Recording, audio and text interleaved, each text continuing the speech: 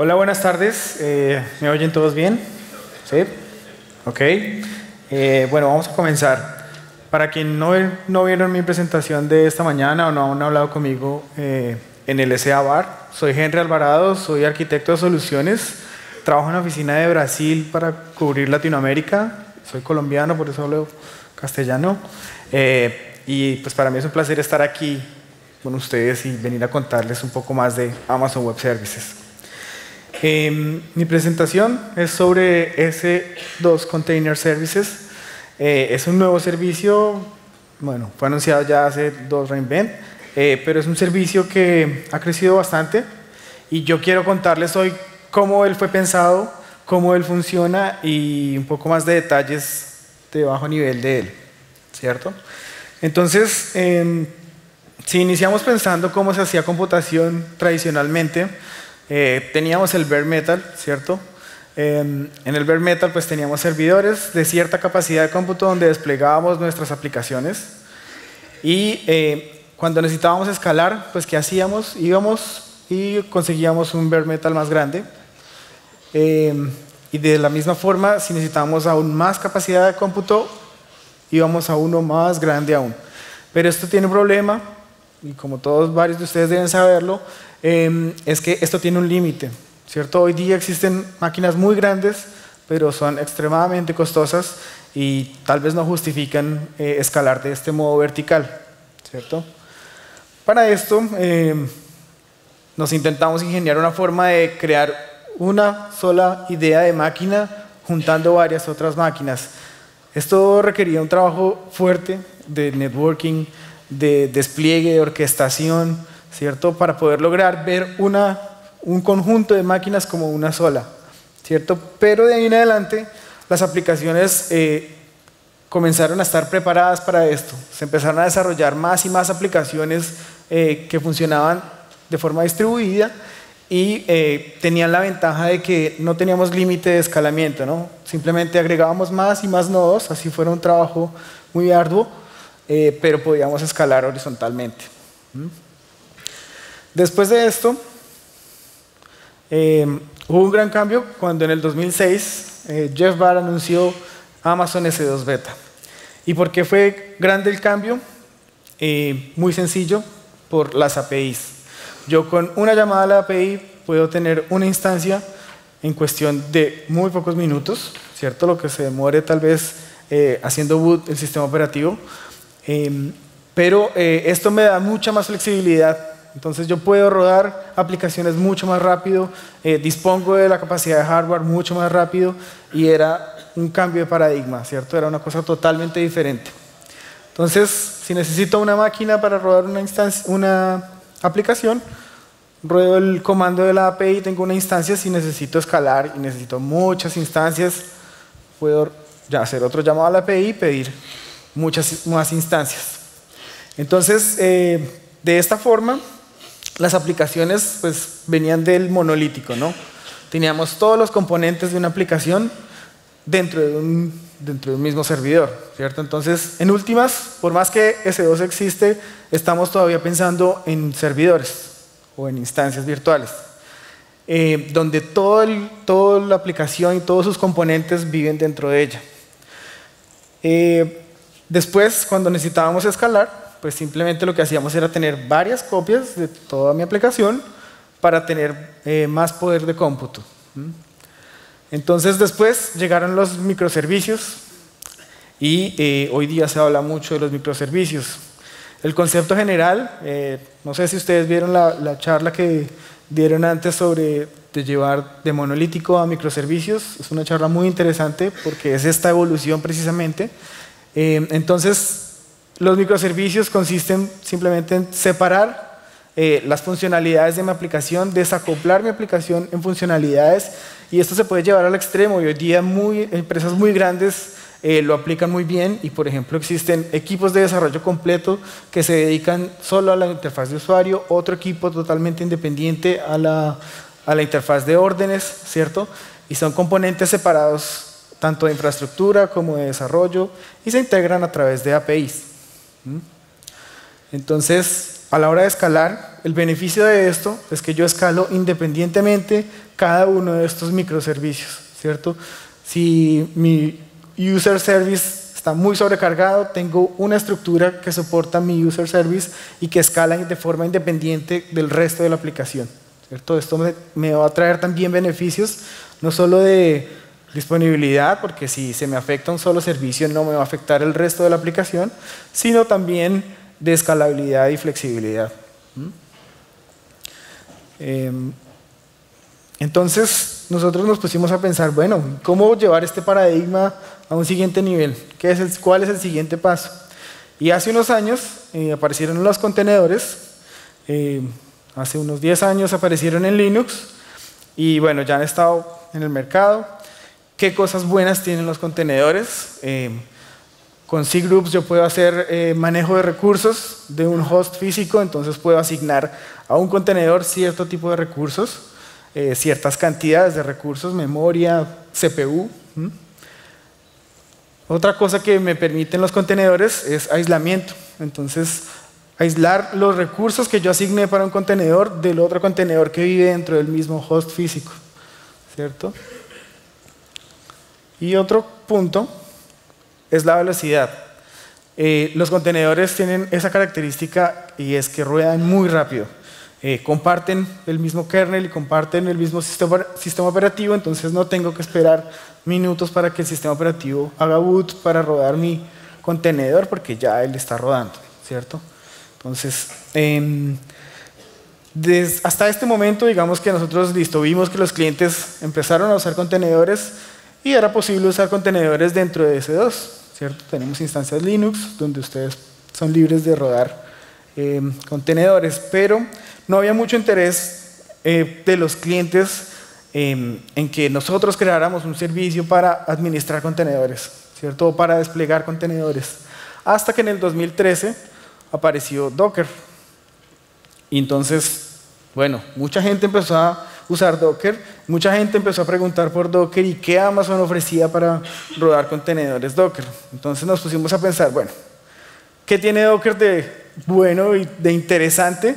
Aparte de la ballenita azul bonita que le gusta a los niños, ¿qué es lo que está por detrás de Docker que es tan interesante, ¿no? Entonces Docker tiene 3 características muy buenas. Es una, la posibilidad de empaquetar no solo mi aplicación, sino las dependencias de mi aplicación.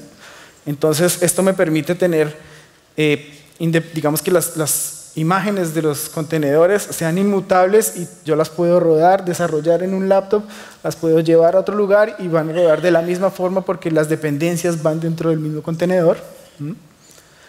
Otra característica es la portabilidad, lo que les comento. Entonces fácilmente yo puedo crear mi contenedor, llevarlo a un servicio de registro de contenedores, un registry, que puede ser por ejemplo Docker Hub, que es el muy usado, o el anunciado en reInvent pasado que vamos a tener próximamente, que es nuestro propio SS Container Registry. Entonces puedo con comandos muy simples llevar contenedores y trasladarlos para que rueden de forma, digamos de la misma forma en un laptop, en un bare metal o en una instancia virtual. Y heredado del origen de los contenedores, ruedan muy fácilmente y muy rápidamente. Entonces nos pusimos a pensar, bueno, ¿cómo nosotros podríamos ayudar a nuestros clientes y qué es lo que realmente nuestros clientes quieren con un servicio de administración de contenedores, ¿cierto? De despliegue de contenedores? Entonces tuvimos que devolvernos un poco y mirar un poco desde dónde viene todo esto. Entonces vimos que normalmente, tradicionalmente, tenemos una instancia donde todos los componentes de mi aplicación viven y ese es el modelo que había existido. Pero ahora lo que se quiere es desacoplar esa aplicación y tener simplemente como microservicios, ¿cierto? Componentes pequeños de mi aplicación y poder trasladarlos y manejarlos y ser flexible con ellos.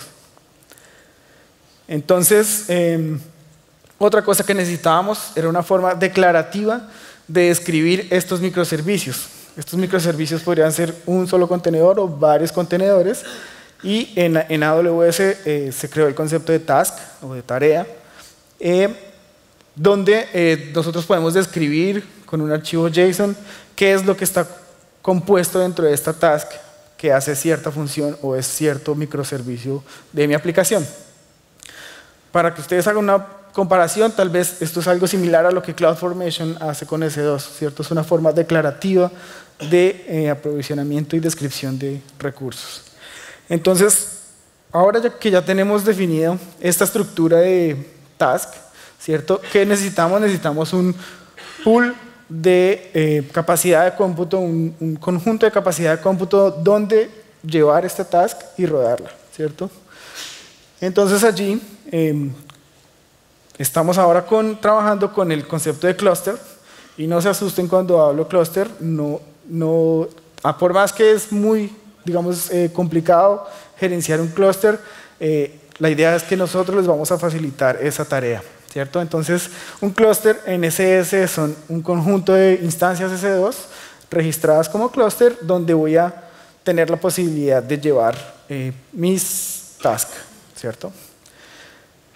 Ahora, el gran problema que tenemos que resolver es esa administración de ese clúster.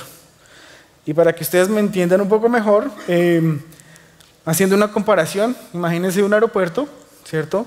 Donde hay alguien quien toma las decisiones y ese es el líder. Esas decisiones en un aeropuerto se toman en la torre de control, los controladores son quienes toman estas decisiones. Y si hacemos una comparación de cómo funciona un aeropuerto, ¿cierto? Yo tengo el líder, que es mi torre de control, quien toma decisiones de dónde aterrizan los aviones, ¿cierto? Entonces los aviones vienen con cantidades de combustible diferentes, vienen de lugares diferentes, son de tamaños diferentes, vuelan de velocidades diferentes y es eso mismo lo que ustedes van a tener con task. Cada task va a ser totalmente diferente a la otra a menos que sea una réplica de la original, ¿cierto? Y va a haber un líder quien me va a decir, listo, el avión que viene llegando, no sé, de Iberia, de tal lugar, va a aterrizar por la pista 12, ¿cierto? Y si cambia el viento porque cambiaron las condiciones meteorológicas, el líder tiene que decidir, bueno, entonces ahora no van por la pista 12, sino por la pista opuesta, ¿cierto? Entonces, estos tipos de decisiones es más o menos el símil que hacemos con el servicio de SS.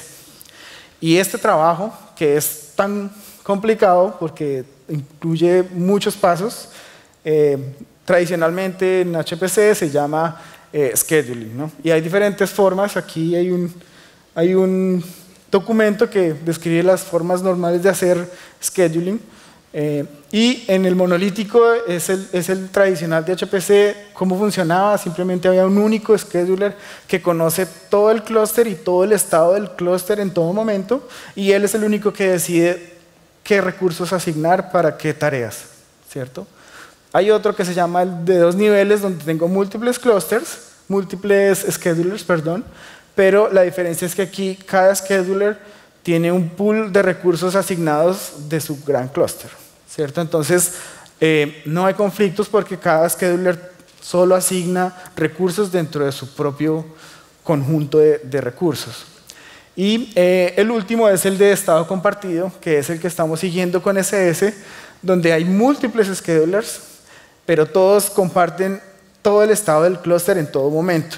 Entonces, la resolución de conflictos de quién entra con quién y dónde se asignan los recursos se resuelve al nivel de los schedulers, ¿cierto?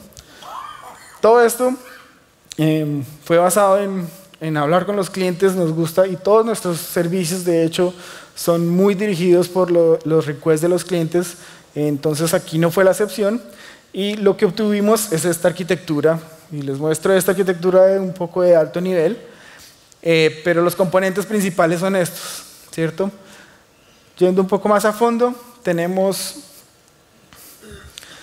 las instancias de contenedores, que son instancias S2. Una instancia de S2, para que sea una instancia de contenedor, solo tiene 2 requisitos muy básicos. Una, que sea una versión de Linux nueva, no tan antigua, que sea capaz de rodar Docker dentro de ella, y la instalación del agente. El agente de SS fue desarrollado por nuestros equipos de desarrollo del servicio de SS. Este agente está desarrollado en Go, es open source, está en GitHub y nos encanta que hagan pull request y por favor, si quieren investigarlo, cómo funciona, quieren agregarle alguna funcionalidad o alguna cosa, estamos siempre abiertos a escucharlos. Entonces, tenemos las instancias donde va a existir Docker dentro de cada instancia, el agente, y vamos a poder desplegar task con containers dentro de cada una de estas instancias de Docker. ¿Cuál es la magia entonces de SS? Es esta capa de aquí abajo, es el orquestador, ¿cierto? SS, como pueden ver, es altamente disponible, vamos a entregarlo como servicio, entonces usa múltiples zonas de disponibilidad, es altamente escalable, siempre se pensó para poder escalar fácilmente sin degradar la calidad del servicio. Y los componentes principales son estos. Hay un componente de comunicación con los agentes que controla la comunicación con los agentes dentro de cada instancia del clúster. Tenemos la API expuesta, tenemos el motor y tenemos un Key-Value Store que es altamente durable, disponible, escalable y cumple con requisitos muy grandes porque este mismo servicio interno es reusado y es usado en otros servicios en Amazon Web Services, ¿cierto? Entonces, lo chévere de todo esto, lo interesante va a ser las APIs sobre mi clúster, ¿cierto? Y las más interesantes, claro, las de describir mi clúster. Entonces yo fácilmente puedo ver las instancias de mi clúster, puedo ver cuántos clústeres tengo, puedo ver las tasks que están dentro de las instancias. Entonces esto es crucial para el funcionamiento del servicio porque es la posibilidad de en cualquier momento del tiempo ver el estado actual de mi clúster para poder tomar decisiones.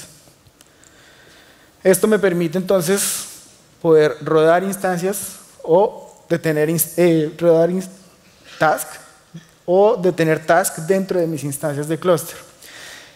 Y todo esto sin degradar el performance y sin depender de la escala. Entonces, este fue el resultado final de la arquitectura.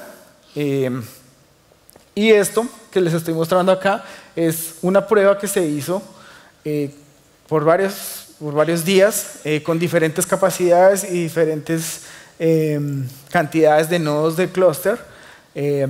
Haciendo pruebas de latencia. Entonces, por ejemplo, en este caso, el percentil 99 usando 100 nodos versus usando 1000 nodos, como pueden ver, a diferentes cargas de trabajo, ¿cierto? Realmente es muy estable y esto me permite, aquí se ve más claro, esta fue la prueba que se hizo, se inició con cerca de 1000 nodos, la prueba y haciendo request, que son estos moraditos, haciendo request constantemente, entonces la latencia estable. Una vez escala un número mucho mayor de nodos, la latencia de nuevo estable y los requests pues sí, obviamente varían. Entonces, este servicio está realmente preparado para escalar, ¿cierto? Para tener no solo muchísimos containers, sino soportar muchísimas instancias dentro del clúster. ¿Vale? Este es entonces el resultado final. ¿Y qué me permite todo esto? ¿Qué me permiten las API sobre todo? Poder hacer decisiones de dónde mis tasks van a rodar, en cuál máquina van a rodar dentro de mi clúster. Entonces, esto es un ejemplo en Python de cómo crear un scheduler simple.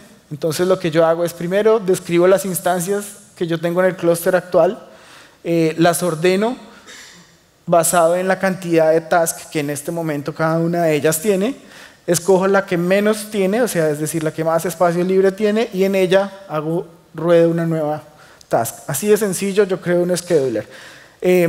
Lo importante es que ustedes vean que las APIs están disponibles para que ustedes creen en la forma de scheduling que más se ajuste a su negocio, ¿cierto? Hay múltiples formas de hacer esto. Pero si ustedes no están interesados en hacerlo, no lo deben hacer, no es necesario que lo hagan. SS tiene su propio scheduler, ¿cierto? Basado en diferentes reglas que ya les cuento, pero lo interesante aquí es que SS va a decidir entonces de forma, digamos que de la mejor forma, cómo poner, dónde poner aquellas tasks, ¿cierto? Y es así de sencillo. Hay dos formas de crear, de usar el scheduler de SS. Digamos que la más sencilla es cuando yo creo una task que tal vez va a ser un proceso batch, entonces ella vive, se implanta en el clúster, vive, procesa y muere y ya, eso fue todo lo que se hizo. Pero la más interesante es cuando yo creo un servicio, cuando yo tengo una aplicación que rueda constantemente, ¿cierto? Que rueda a largo plazo. Entonces, la forma de crear estos servicios es la siguiente. Yo escojo una task definition, es decir, la descripción de mi task, de cómo está creada mi task.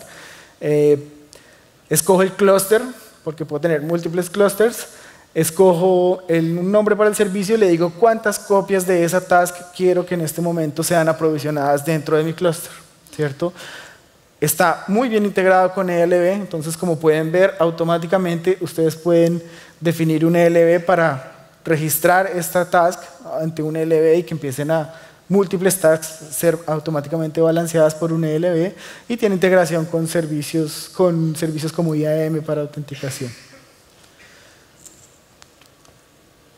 ¿Cómo es una task? Una descripción de una task.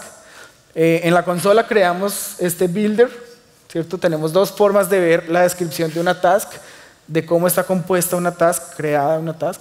Está el builder, que es una forma como gráfica. Entonces, en este ejemplo, que es el de la consola, ustedes pueden ver que esta task está compuesta por dos contenedores que están aquí en azul. Uno que está basado en esta imagen, le asigné estas cantidades de CPU, le asigné esta cantidad de memoria, hice estos mapeos de puertos para poder accederlo al puerto 80. Tengo un BusyBox que tiene 10 de CPU y 200 de memoria y que tiene otras características. Entonces, como pueden ver, una task tiene en este caso dos containers. Y de la misma forma, si yo quiero verlo como un JSON, hago aquí clic en la otra pestaña y lo puedo ver como un JSON y editarlo como un JSON.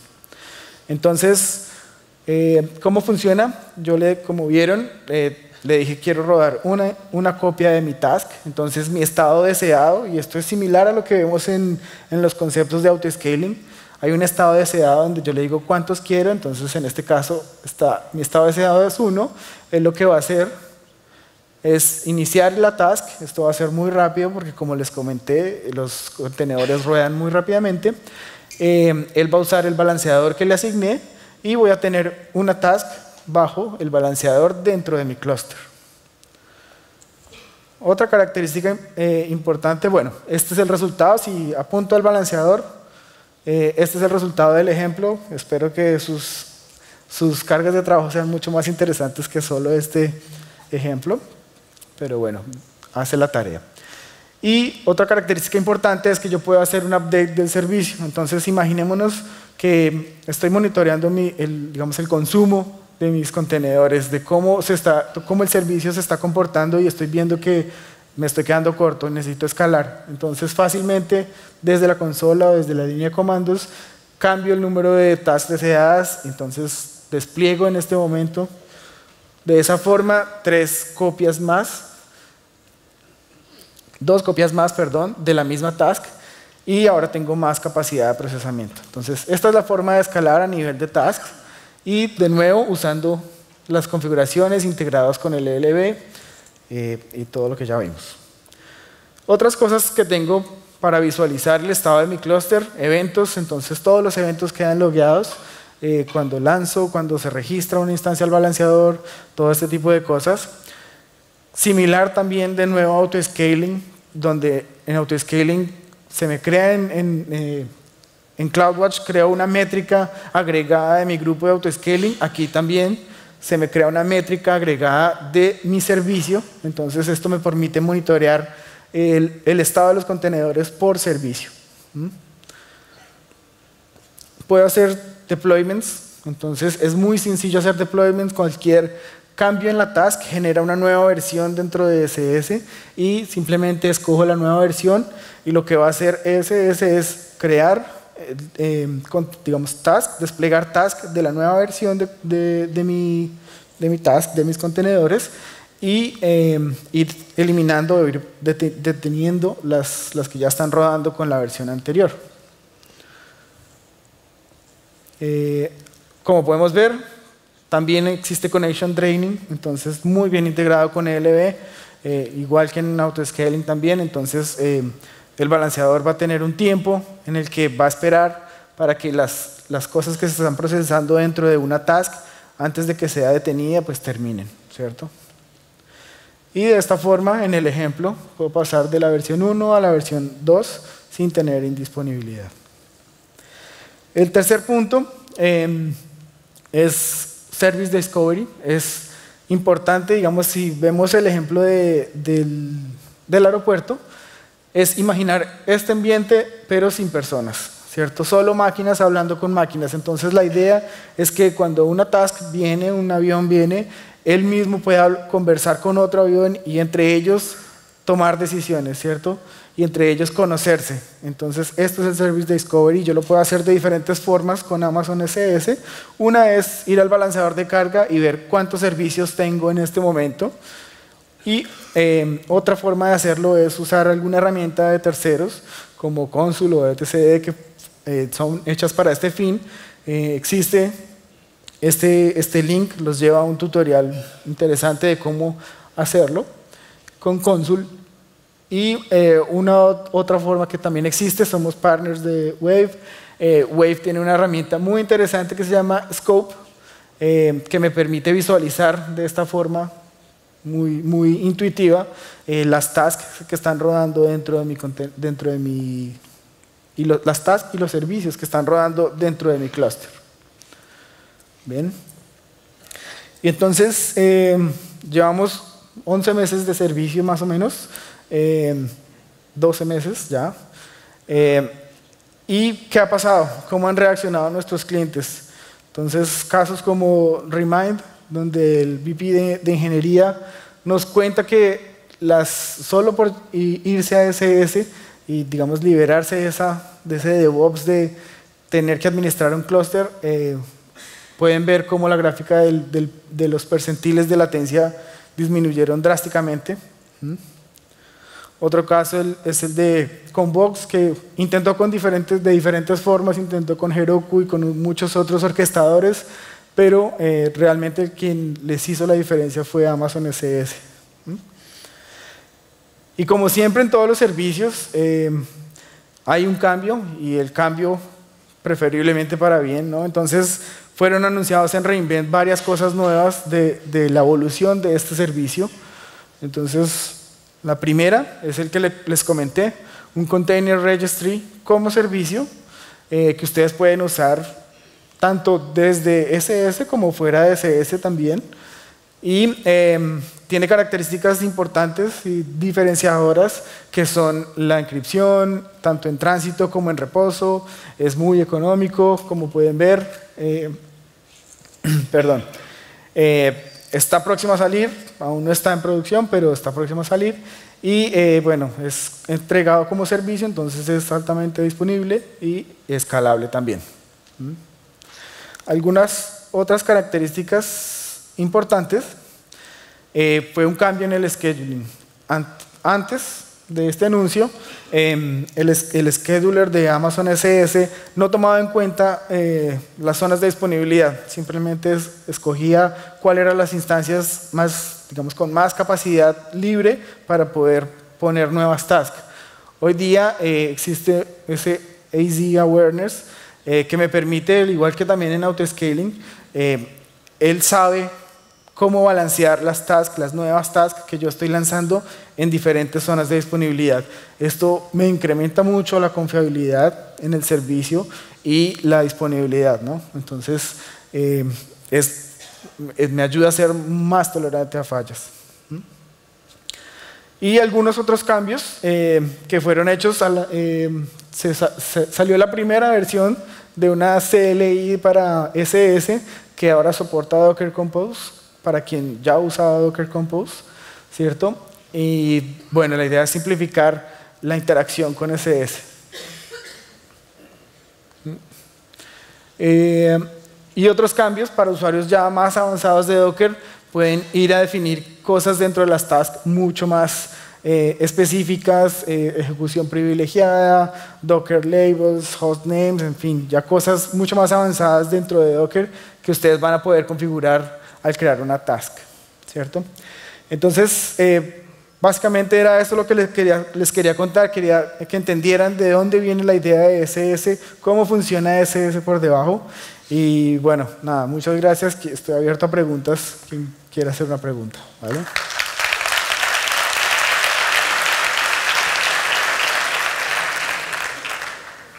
¿Nadie? Bueno, no los quiero demorar porque sé que abajo hay bebida esperándonos, hay una banda que va a tocar, entonces bienvenidos y muchísimas gracias por estar con nosotros hoy, por pasar este día que fue un éxito total, ¿vale? Gracias.